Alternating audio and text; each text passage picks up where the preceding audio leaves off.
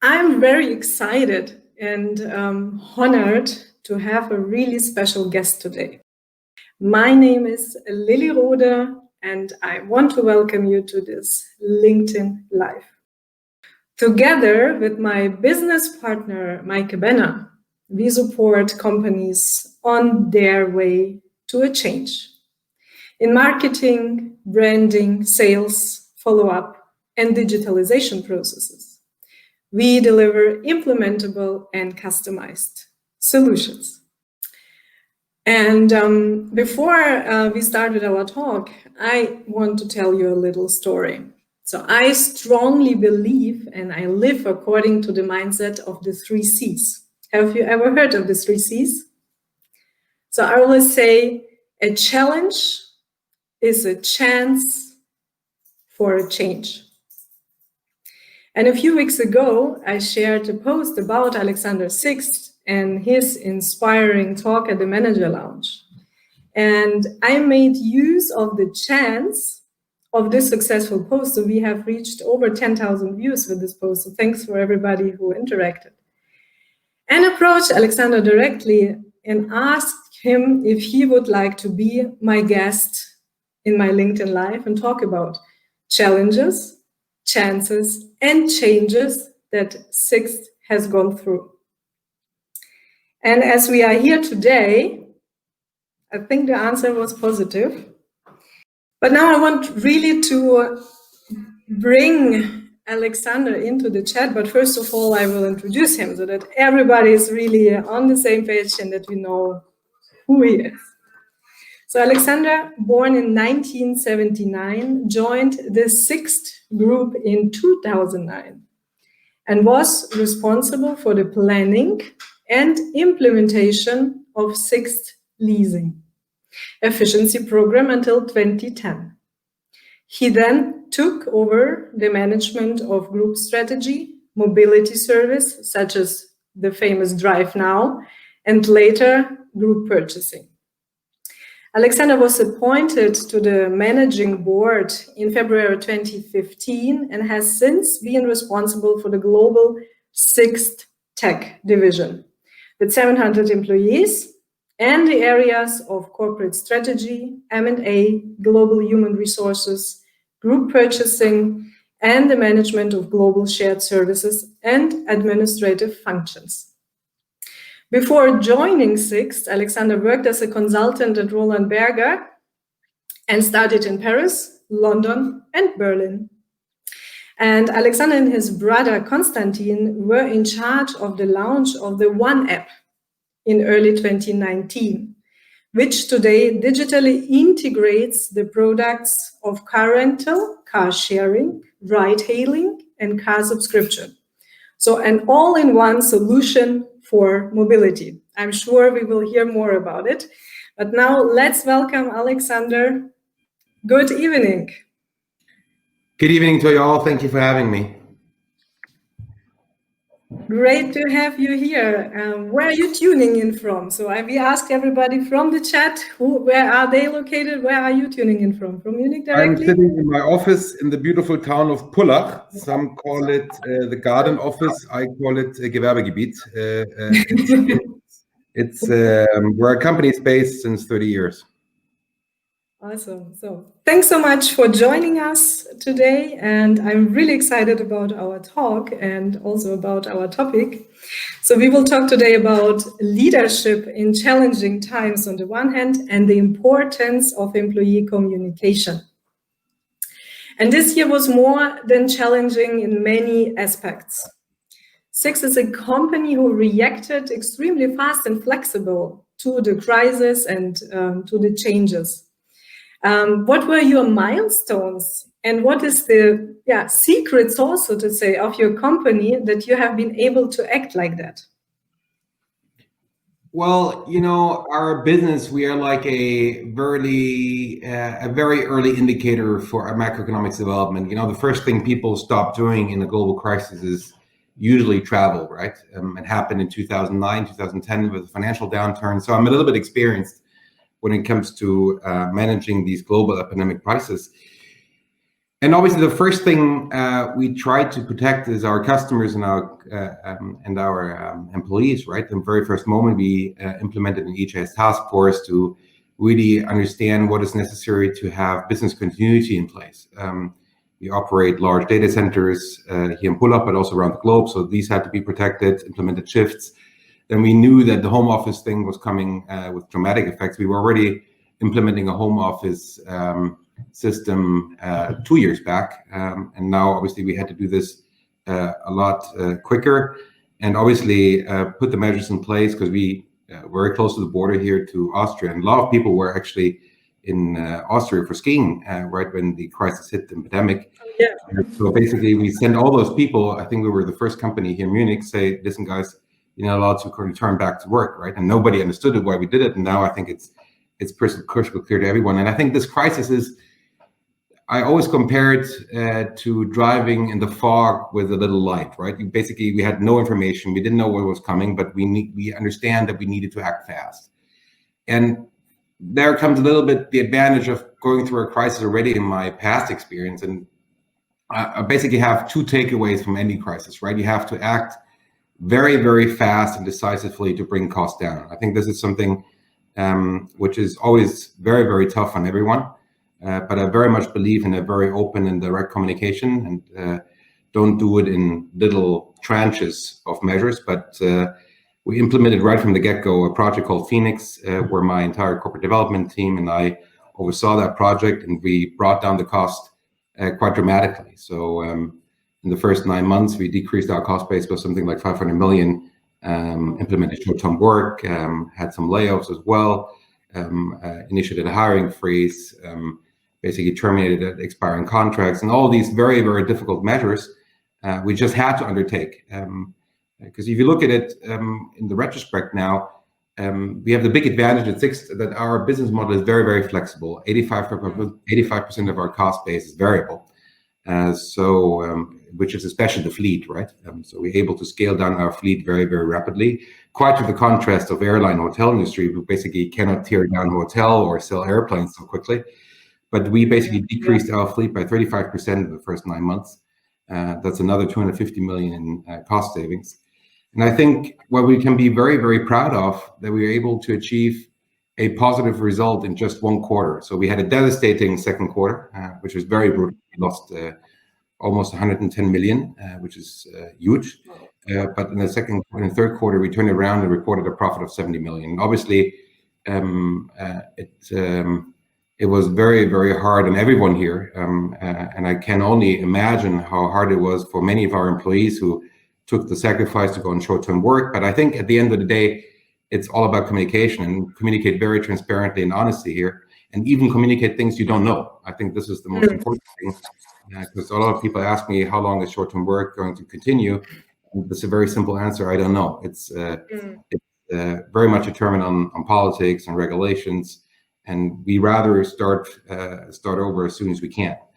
So basically, we did that, and then second thing we did is we secured liquidity, because liquidity is the blood of an entrepreneur. You know, you need enough money to buy cars to generate revenue. So we secured a financing instrument of 1.5 billion into our already existing cash base of 800 million. So we could survive a couple of disastrous quarters for years to come, to be honest. So we wanted to be in a very good position, both with the banks, both vis-a-vis our other partners. So that financing instrument was very, very vital to master this crisis. And the third thing we did, we went on the offensive quite rapidly. You know, we even though we initiated cost measures, we bought, for instance, a company out of a Chapter 11 process in the United States, where we secured 15 markets. One of them being, for instance, New York airport market. And for many of you who don't know my industry, the New York airport markets are probably the size of Germany, right? So it was a very, very important step for us. That's going to be the catalyst for growth for many, many years to come. Then we launched an all-electric car sharing service in 3 cities at the same time, in Rotterdam, Den Haag, and Amsterdam. That was a huge milestone, where we're trying to bridge the gap between car sharing and car rental. We launched our subscription product called Sixt Plus, where we basically offer flexible car solutions to our consumers, which is mind-blowing results, to be honest. We are aiming for a four-digit number in terms of a five-digit number, actually, in terms of cars, which is huge for us. And we did a lot of other measures on the offensive, but I think this is always the way we look at it. On the one hand, you have to act very, very decisively when it comes to bringing down the cost and be very, very decisive about that. On the other hand, seize every opportunity you can get.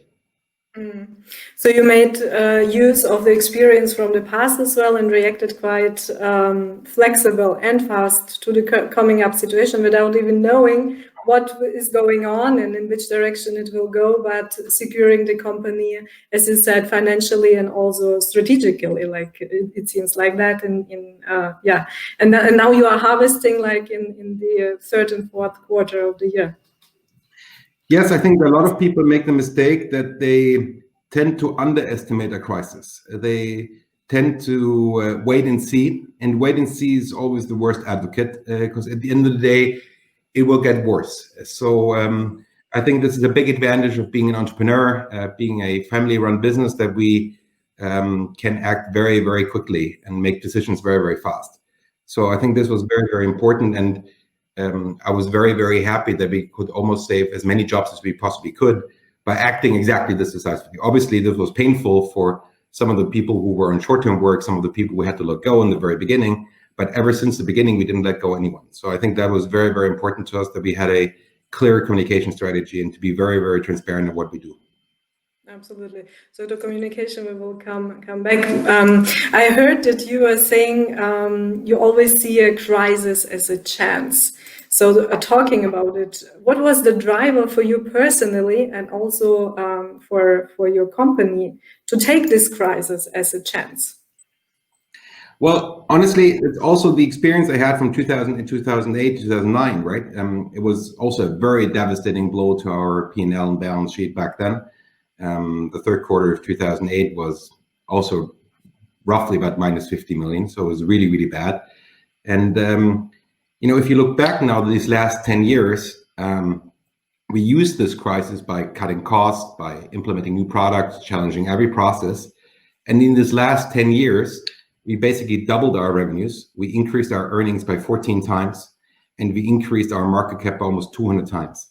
And I think that just speaks to itself. So we see this crisis, and we see that crisis not, I think you have to take it head on at the end of the day, right? If you take the most out of it and see it. I spoke to our long-term friend, Jean-Louis Format today, who was responsible for our super cool advertising, right?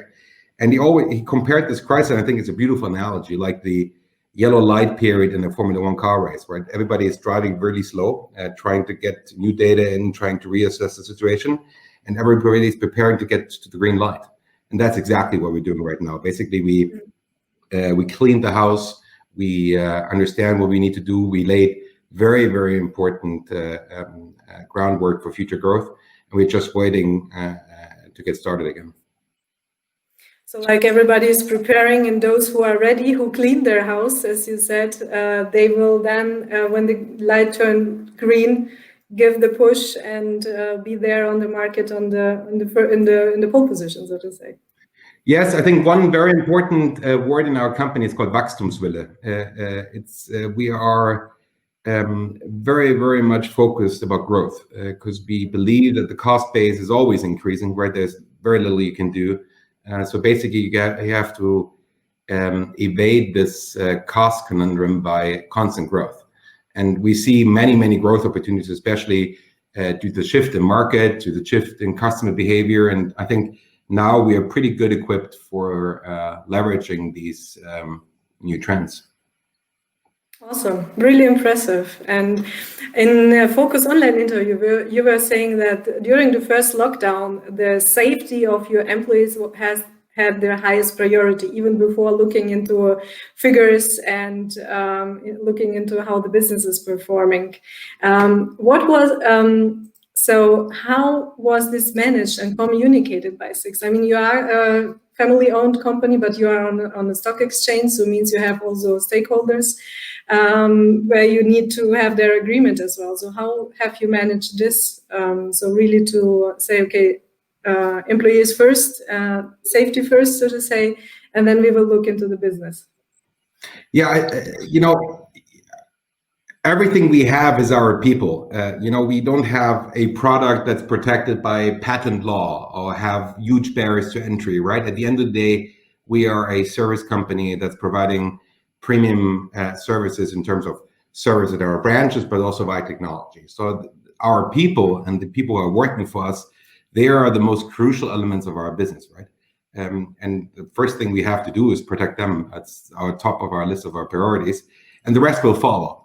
That's my firm belief. If you take care of your people and share your success and leave your ego at the door, these are the fundamental values to drive a business profitable at the end of the day. We have here a comment from our audience. Don Zelu, he is a leadership professor from the US. I know him, and he says, like, crisis is opportunity, often the greatest time to prepare for aggressive growth. So he also seems to have the same experience as you in this area.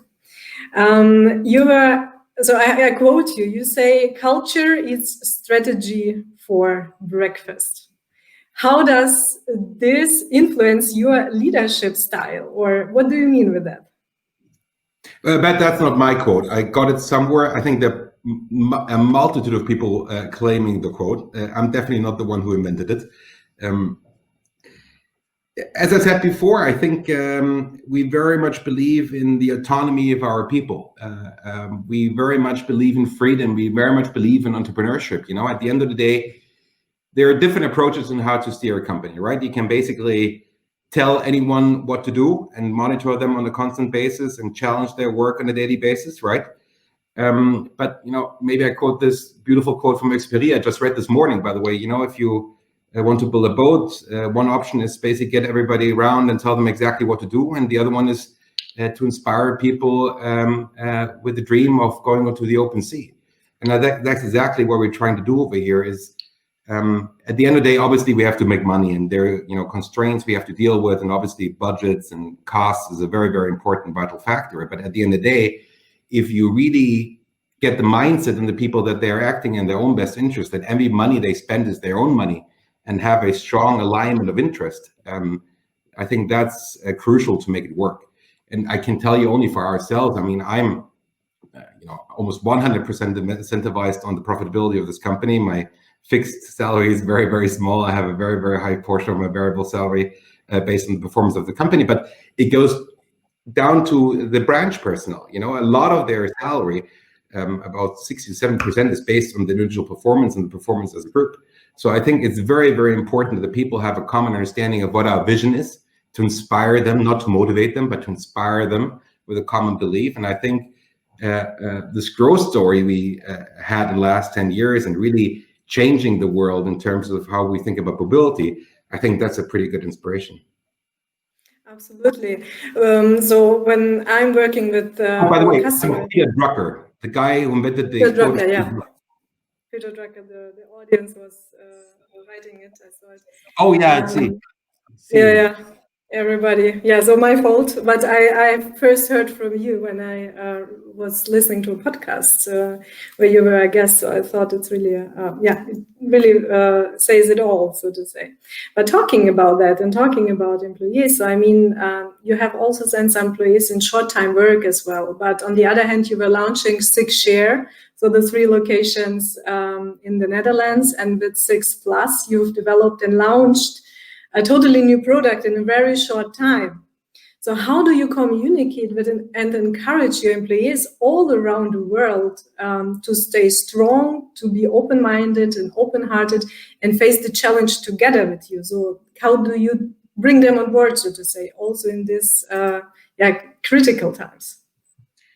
Well, I think first you have to be an optimist. I think people have to sense that this is something you really believe in. People need to believe that this thing we're doing here every day isn't just a job, it's everything we have. And for me, and speaking for my brother, my father, and a lot of our senior executive team here, it's not just a job. We're not an anonymous company that's steered by soldiers, but we are kind of a living organism with flesh and blood. And there is something called the orange DNA, and a lot of people believe in this company. It's their lifelong dream, and they give it all. I think that's really, really mind-blowing. And I've seen some incredible examples. For instance, our recruiters, they hadn't had any work, because we weren't hiring anybody. So basically they voluntarily jumped in to drive our cars to back to the manufacturers, right? They just showed up at the branch, said, guys, do you need any help? Can I be of service? And that really is so inspiring. And I think what we did is we had a weekly management round call where I sat exactly in this room, in this position here. And I gave an update on how we see the world and things we know, and obviously, quite frankly, also things we didn't know, and shared exactly with our employees what's going to happen. But we also shared success stories of people who went all about, who really, and you need positive signals and positive examples, right? I give you one example. For instance, our country head in Spain, Mr. De Mata, he's with us since, 25 years, a very honorable and man. And he showed up the very first day, the first TUI flight landed in Mallorca airport, right? And I was flying in to see him, and I had a little camera crew with him. And you can literally see he's a man in his 50s, but you can see in a very analytical person, a very rational person. And you can see a tear in the eye. He was like, really, for him, it was the start of something new. It was leaving the crisis behind. And he promised me, listen, Alex, when this whole thing, I'm going to deliver a positive result for you this year. And that was so inspiring of me, that positive attitude, that's something, it's for many of our people, it's not a job. That's really beautiful, and I think it's really seldom, because, as you said, you also communicated the unknown. So you have been open and said, well, we don't know. We try our best, but we don't know. Because a lot of companies, they are acting in another way and trying to promise something to their employees. And I think we have here the question from Vera Teubner. How did you keep up the motivation of the employees in these insecure times? Can you elaborate more on the communication? I think you answered this really well, that you said, okay, a call, or have you established some internal, intranet or some WhatsApp groups, so to keep what we did as well. Maybe to jump in there, what we also did, obviously we had an intranet, right?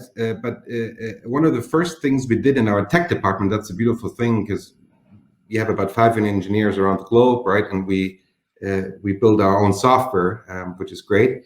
But I allocated some of those resources from our tech team to develop a LinkedIn-style internet. We call it Sixbook, and where people can. It's not a one-way communication channel for the management over to the teams.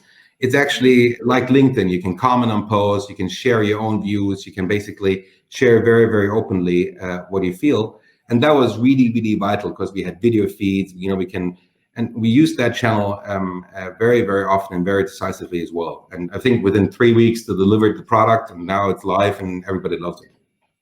Awesome. Yeah. It's also a way to communicate. And talking about communication, I'm not alone here. So because to be able to have such a talk and without having technical issues as well, I'm working together with my business partner and best friend, Maike Benner. And as she is supporting this evening with the technical backup right now, she has a video message for all of us. So let's have a look on the video message from Maike. LinkedIn is not only a platform to look for jobs, to advertise, or to do business. It is also a place for inspiration and insights. This is why we're so very happy to have you amongst us tonight. Our business MaLish is focused on knowledge transfer and education, be this as corporate consultants, as career or business coaches, as mentors, or teaching as a lecturer at the IUBH in Berlin. We're absolutely convinced that if we combine academic theory and business practice, and they go in tandem, that we can solve the problems of today's world. This is why we, for our international master's students in the course of leadership, we really want them above the academic theory to really be exposed to business practice. And what better way is there, of course, than to have a chance to ask a business leader like you. This is why we're absolutely thrilled that you agreed to answer the questions of our students. Before I now hand back to Lilli and the questions of our students, I personally would like to ask you a question that is very close to my own heart. In the generations of my great-grandfathers, all were entrepreneurs. But yet today there's no more business left. One was liquidated, one was sold, but there was no one, no boy or girl in the family that was willing to go on with the family tradition. Which I find very sad, but it was out of my hand. It was before I was born, but maybe this explains why I became a founder. Looking at your company, looking at Sixt, it seems to be totally different. So my question to you is the following. How do you manage to live and pass on this entrepreneurial spirit now in more than 4 generations? And what would you recommend other founders or companies in transition from one generation to the other? So thank you, Maike. And the question is, how did you as a family manage to successfully pass on in the 4th generation right now? Well, I tell you the truth. When I started at Sixt, I really hated this family company thing. It's anachronistic. It's always backward looking. You have this picture of a big carpet and oil paintings hanging on the wall, remembering about the past, and that's not at all how we believe our company should work. As I said before, we're all about growth in the future. The past is the past. Something we cannot buy, it's simply gone. The future, we don't know what's going to happen. So the only thing that we own is this moment here right now. And we have to make the most of this moment here right now. That's the firm belief of our DNA. The second thing that we very much believe in is rational decision making, right? I think, as I said before, my father took over the business from my grandfather in the 1960s and had about 1,000 cars, right? And his biggest dream he ever had was to get to 5,000 cars, right? And now he made it up to, we don't know the exact number, but somewhere in the range of 265,000 cars. And which is an absolutely amazing accomplishment. And we always think about how we did that. And I think the most fundamental part is we don't have any egos. I think that's the most important thing. My father, my brother, me, myself, we are very, very approachable. We are very much like a dialectic negotiation style, a dialectic conversation style. We're very confrontational. We like to be very direct, and we like to be questioned, right? We want to be challenged all the way through. And that's also the way we handle our business internally, right? We never let our egos interfere with decision-making. We leave the emotions out of the equation. That's very, very important, even if they're brutal. And we base our decision-making on facts. I think to me, the most important thing. We are two, in the German Handelsrecht, there was something like the Diener des Unternehmens, so a true servant to the company. And that's our firm belief that the company is the most important variable in this equation. And we are just there for a short time period and to make the best out of this short time period. So you say, like, when you're entering the company, you're leaving your ego outside and then you're totally serving for the company, serving the company. Yeah, obviously, I think that's really, really important. A lot of people confuse their position with their personality, right? And I know that all of this I'm doing here and that you're interviewing me right at this moment, right? It's not because you think Alex is such a great person, but you're talking to a board member of the Sixt SE, and that position is just a loan position. I don't own it by any means, right? It's just, I get it for a short period of time. And when I give it back, I'm a normal person again. I'm a normal person now as well. But I think that's the most important part to understand, that everything, this is not my personality and my ego is not affected by it. I think that's the most important. You have to stay humble. Maybe that's the right word. But I also think like a position, like you said, okay, we would maybe never met if you would not be a person which is visible. Yeah? So this also gives you responsibility and power as well to inspire and to tell people. So now if we look at the audience, so you inspire people with your leadership style and with the way you see the things and with the way how you do business. And so there are many people out there who need this inspiration. And I think also this is kind of your responsibility, being in such a position, to give this inspiration and motivation to people like us. Yeah.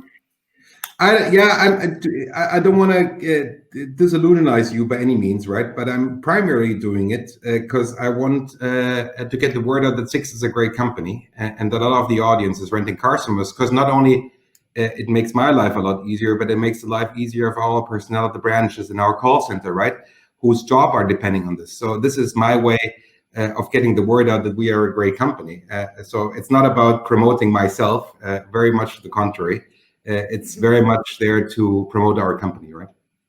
Absolutely, yeah. So this goes together, yeah. So you identify yourself with your company, and I highly believe that doesn't matter if you are an owner of a company or if you are working in a position in a company, you have to see that the values are matching your values as well. So the personal values and the values of the company, they have to match at least like 90%, because then you are totally with the company and you will do your best also for the company, and then you can serve the company and not looking just for the interest of your position or ego or whatever.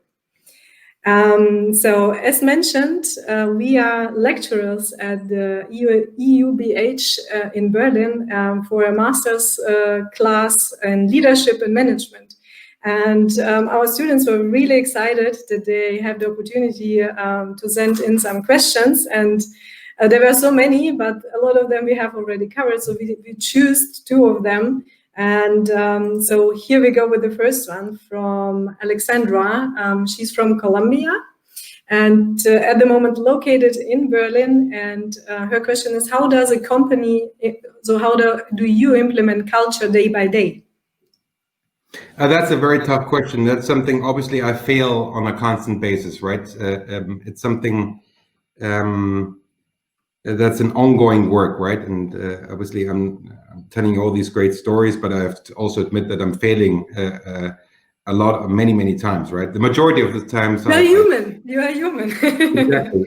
So I don't want to sound presumptuous, but I think the first thing, you have to be very, very clear of what you want to accomplish, right? And what kind of culture do you want to be? A lot of companies do the mistake that they are writing these oblivion, phrases on the wall, transparent, honesty, and so on and so forth, right? They don't have any true meaning, and they're exchangeable, right? So basically, you have to really get to the core of what you're trying to accomplish. To maybe give you an example, we very much want to be a high performance culture. We very much believe in, we want to acquire people that are driven to succeed in life, that are, they want to get ahead in their life and make a career, right? This is kind of contradictory to people, and I'm not saying it's the wrong thing, that people want job security, stability, a clear path on what's going to happen in the next 5 years. And these people are a little bit frightened of our culture. And so you have to be very, very transparent to many people, especially in the hiring process, of what kind of culture are you and what kind of culture are you not. I try to be a pro sports team, where I have a limited amount of positions, right? And I need to have the best players on every position. I'm not a kids recreational soccer team where everybody gets to play for 5 minutes and everybody's happy. That's not my business.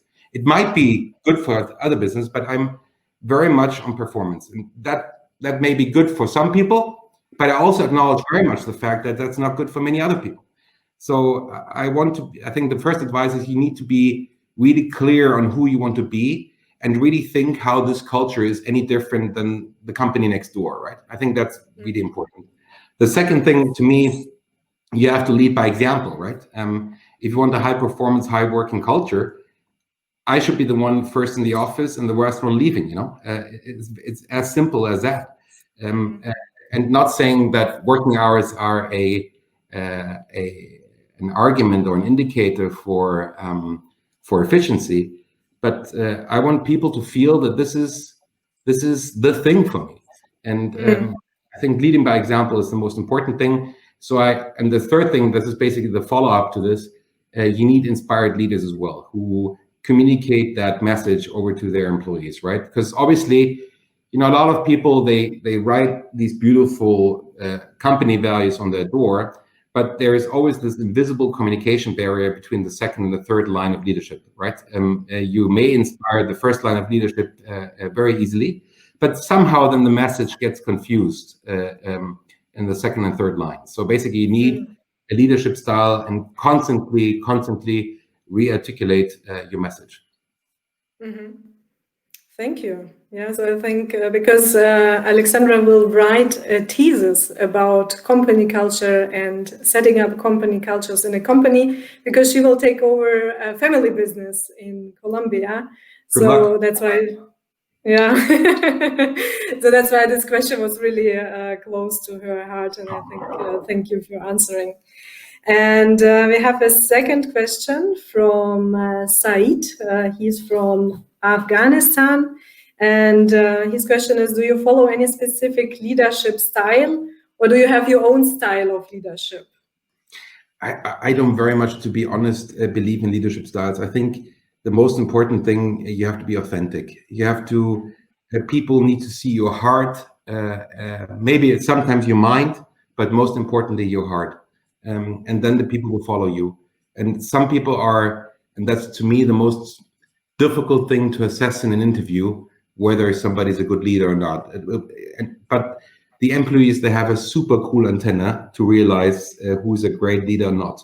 But to me, the most important thing is to be authentic and not try to be someone else you're not. And incorporating leadership styles is very, very difficult. I try to be very authentic, very direct, and no politics. That's my leadership style.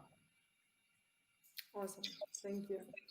Let's go a little bit into the audience, because there are a lot of comments and questions, and all the people want to know more about you. Also hear the question about leadership style. This we have already covered. And next question is, how do you manage, or do you measure effectiveness in your managers? I think the most important thing, our leaders, they have to understand the why. That's a very important first step in being inspired. Again, I try to inspire people of what they believe in, and they have to understand why we do certain things. So anything that comes to my table, the first question that people always note is, why are we doing it? What problem are we trying to solve? And the rest is then the how and what. That's a different story. But first of all, we need to understand why we're doing it. And then we have a quite rigid and very, very bureaucratic, I might say, but that's something, the only bureaucracy thing I implemented is we have an OKR process where you basically develop top-down and bottom-up objectives and key results per division, per department, and also per team. And we also have associated KPIs with it. So basically, everybody has full transparency on what they are, and everybody, at least in the senior leadership team, they can all look at the goals from someone else and have a pretty good transparency of what everybody else is working on. So this is for me interesting. Do you think that if you keep it transparent so that you can motivate the people to go the next step faster, because they see, okay, my colleague, he or she has already this numbers achieved, so I need to put more effort into it, so like a challenge? For me, a great workplace are stunning people. It's not sushi bars, parties, conferences. That's all great. These are hygiene factors, but the most important thing are inspiring and great people, right? I want to always work with somebody I can learn something from. And if, Bezos, I think once said it, if you're the smartest guy in the room, go look for a different room, right? And I'm 99% of the time, I'm definitely not the smartest person in the room. So I try to be very, very, very much down to earth and get this a message over to the people. Awesome. So we have here a question from Robert. He's going more into future cars will have speed limits due to electric engines, battery consumption, plus more and more people don't own cars but rent and share them, which is great for you. Are you planning to offer some great experience in future to your customers? So like entertainment systems, nice interior? I think the biggest problem we're trying to solve is to get the, again, it sounds really simple, but to get the best car for the best price, the right person. I think this is something where we are really focusing our attention on, and it's a lot more complex than my little 3 sentences put in place. So first of all, we need to understand where the customer is and what kind of needs he has. Right now, obviously, from our Drive Now experience, we saw, for instance, that proximity to a car is a very, very important factor. So if somebody was standing within 50 meters of a car, his conversion rate, so the likelihood that he would book the car, is somewhere in the 25 to 30% range, right? If the car is parked 150 meters away, the conversion drops significantly and this price elasticity increases. So the first thing, obviously, we try to do is we try to get the cars in the right position, either obviously, the most extreme form of it is car sharing, right? Where you basically have a car parked on the side of the street, but also through our branches, digital branches. So we try to combine these offerings in a lot more digital, in a much more thought through way. I think that's part one. Obviously, we like to focus a lot on pricing because people have different price expectancies, price elasticities to different projects. And the third thing is, because people always believe in that sharing economy and sharing a car thing, which is great, don't get me wrong, I very much believe in that myself, but this is a mainly metropolitan phenomenon. But for instance, in the Corona time now, we see some kind of renaissance of the car. People are very much stepping again into the cars, and I think what we need is, and I think Sixt Plus is a great product for that. We need more flexibility when it comes to car ownership, right? You don't want to go to 5 dealers, right, and speak to 5 salespersons, and they always tell you which car is best for you. Then you need to go to a bank and get a financing loan and get signed like 30 pages to get the financing approved. And it takes 3 weeks, and then you get the car, and then you're stuck with that car for 3 years. I think that's something people just don't want. I think what people want is, at the end of the day, to be able to really decide on their own whether they want to keep the car for 2 months, and then they go on holidays or in a home office, or they want to get the car back. And then in summer, they want the convertible. In winter, they maybe want to have an SUV because they have a house in Austria, whatever. I mean, there are thousands of reasons. And I think one of the biggest mistakes we're always doing, we're trying to think for the consumer. The consumer has a very, very complex mind. And I think our job is to kind of predict what he tries to think of and offer solutions and products for that customer. But I have not answered your question at all, Robert. The car itself, that's a way too complex of a problem that I will engage in. I will definitely not engage in what the car is looking like. We may do some really fancy stuff around the entertainment and electronics part of the car, but that's something we will see in 2021. But when I was researching and learned about Sixt Plus, so I'm definitely your target audience because I don't have a car. I live in the middle of Frankfurt, but sometimes I need a car. And sometimes I want to have like a nice car, you know, in summer, maybe a sports car, in winter, maybe something more cozy. So I definitely will be your customer for Sixt Plus because it's a really Thank you very much. I'm really counting on it, Lilli, and I'm going to look you up, I promise. Yes, absolutely. You can take me forward. So we have more comments from the audience. Nazar says, the magic makes your family succeed is that you share your employees their passion in this job, and this is why you are here now. So then we have also a question from Ida. How do you establish trust between employees in a high-performance and competitive environment? That's the most important part, to establish trust, and that's the most difficult thing also to establish, right? Obviously, we also have to make hard decisions where somebody does not fit in our environment, and I also want to be very clear that sometimes it's for the better because he has totally different life values and totally different expectations, and sometimes it's for the better that employee and employers part ways, right? It should not be It should not be the general concept that we did something wrong when we hired somebody. Would be our total mistake. But at the end of the day, I think we have to find the right people that work for us. I think that's the most important part, and not adapt our culture for the people who are here. I think this is something I learned the hard way. Perfect. I totally can relate to that, and I think this is really important and crucial, and every company should really live to it.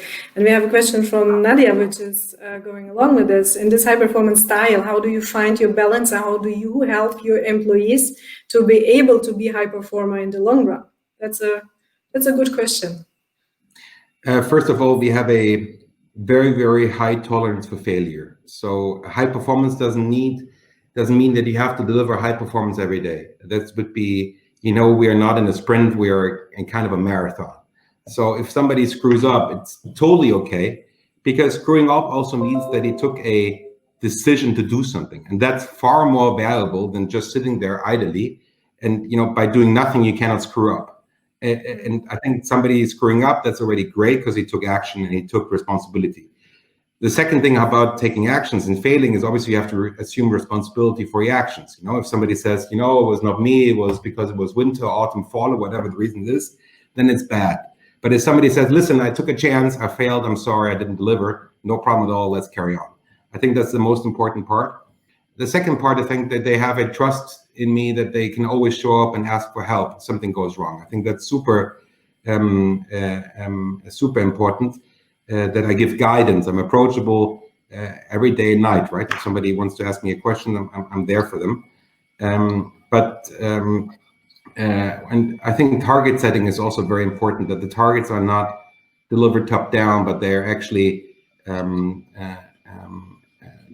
designed and developed by everybody involved, right? So it's not us sitting here in the ivory tower in my boardroom here, developing KPIs and telling different guys you have to increase efficiency by 20 times. So it's more like a dialogue and say, listen, if we want to accomplish this, what do we need to get there? I think that's the most important thing, and always reevaluate ourselves. Awesome, thank you. So also thank you from Robert for answering his question, and also from Don. So we have a lot of questions going on, but I have also one. So I'm really curious about your answer. So you worked as a consultant in Germany, and many companies in Germany have prejudices against consultants. Do you at Sixt work with internal or external consultants? And what do you think? How can consulting companies pitch their services successfully? Because in Germany, a lot of companies they are afraid, or if a consultant is coming into a company, every employee thinks, okay, there will be a shutdown of branches. There will be people will get fired. So how can consultants do better? For me, it was a fantastic experience. I tell you, I was part of Wallenberger's restructuring practice, and I learned a lot, different industries, different topics. But I think the thing I learned most was basically boxing complex problems in solvable packages. I think that was the most important thing for me, right? I was a banker before that, so even worse. But I think consultants can be a very valuable asset in certain topics, right? I think what some consultants probably do wrong is to not be transparent on where they can help or where they can't help. I think that's very, very important. But there are many, many aspects where consultancies are doing a great job. I still very much believe that, a company should basically be in a position where they can analyze and question themselves constantly. And that comes also back a little bit to the culture. We have one of our core DNA elements is welcome change, right? And not be change resistant, and question yourself. And the first thing you need to question is basically your very own self, right? And if you do that on a constant basis, and all a consultant is doing, obviously, many of them, apart from me, they're very smart people. But what they do is they just ask questions, right, and try to reflect on what somebody would eventually know himself. He just asks himself the right questions himself. So if you question yourself every day, I think you can make already a pretty solid impact on your performance. When I left Wonnerberger, I did this corporate strategy team, and I hired people who've been with consultancies for 2 or 3 years, right? Who get the training, right? But who are not too much into the everyday consultancy life. And they are with us for many, many more years. And one is the CFO of our Sixt Leasing business, one is the CEO of our Sixt SE business, and we try to develop a future leadership group out of these guys and girls and ladies and gentlemen, sorry. And they are absolutely vital for success. And about 30% roughly of our leadership positions are from this group. So they're absolutely vital for our business. Cool. So we have one last question from the audience. Bert Ohnemüller is asking, what is your biggest challenge within the family business? Or was maybe the biggest challenge? Well, this crisis right now is a tough one. I tell you that I'm definitely not a winner out of this crisis.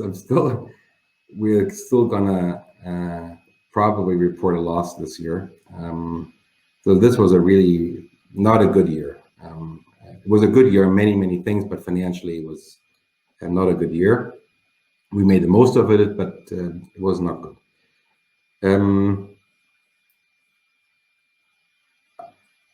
I can't really say that I was overwhelmed by something. Because it shouldn't sound arrogant, but I try not to think too much about what lies ahead. I try to deal with things at the moment they occur. Like this interview right now. I hope you enjoy it. Yeah. So I hope the questions were okay. Great. So then we will stop the questions from the audience. Just one more thing before I ask you. My 3 last questions is just a short little answer. I was reading, you were telling the story that you have a big monitor at your headquarters where you can see how the world is performing. The Sixt world is performing, so also where the cars are and how many rentals are going on. And then when COVID came and all the airport and the business, hotel business went down, you were saying like you were seeing it in the evening, staying there, looking at this monitor and like the lights going out, but you still said the heart was there. So there were still a few beats. And this was the sign for you that the heart is still beating and that the company will survive. So I found this really inspiring and really emotional. And so I think it also shows your, that you are really serving and living for your company. And I just wanted to mention it because this was a really inspiring story. Yeah. Thank you, Lilli. In fact, yeah, it's true. We have this monitor where basically we have this big Google map. And every second they're blinking up the reservations where somebody rented a car. So in Birmingham, New York. And we just came out of, that was the first 5 days into COVID. And we just came out of a planning meeting and we saw that we were losing something like 15 million per week. And it was really devastating. And we came to this map and usually it's like ping, ping, ping, ping, ping, ping, ping. So, it was a couple of million rentals each year. There's a needle popping up every second, every millisecond. And when we came down, I was there with my brother. It was like 2 a.m. and we stood there and every 10 seconds or so, some needle popped up. And it was, to me, so encouraging that it felt like a heartbeat of Sixt. And knowing that there's someone out there, the branch right now, or a consumer trusting us, it really gave me the extra kick. Yeah, thank you for sharing this because I think it's really emotional. So now I have 3 short questions I ask every of my guests. So you can just say one answer or give an explanation. It's up to you. So I'll try. Cats or dogs? Dogs. Boss or leader? Leader. Think big or act small? Think big. And now the bonus question, because it's Christmas is appearing. Your wish for Christmas this year?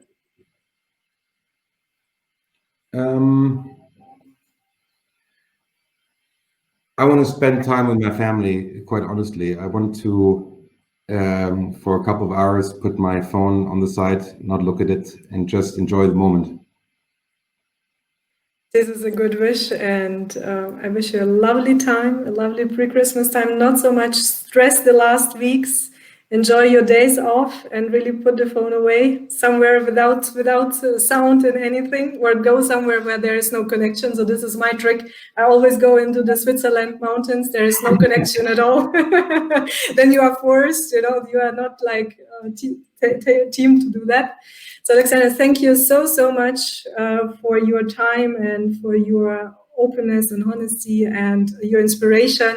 So as you can see here in the comments, everybody is totally excited, and there were still a lot of questions open, which we could not cover here, but I think you gave a total great overview about how Sixt is working, how you are thinking, and what kind of a leader you are. Thank you so much for inspiring us, and thank you for introducing Sixt to us.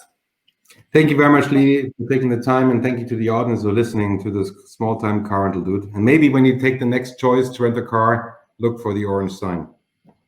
Thank you very much for your trust, and hopefully we see you again. That would be really lovely. So maybe in person sometime, not through lens. That would be awesome. Perfect. Thank you so much, Lilli. Take care, and have a great Christmas. Thank you, Alexander. Thank you. Bye-bye.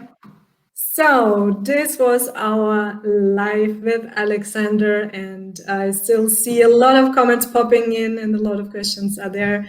So I hope we could answer most of them, and it was an amazing talk. I'm really excited about it. We learned a lot. We have received inspiration, and you can still put some comments, some questions in the chat. So thank you so much, and see you next time.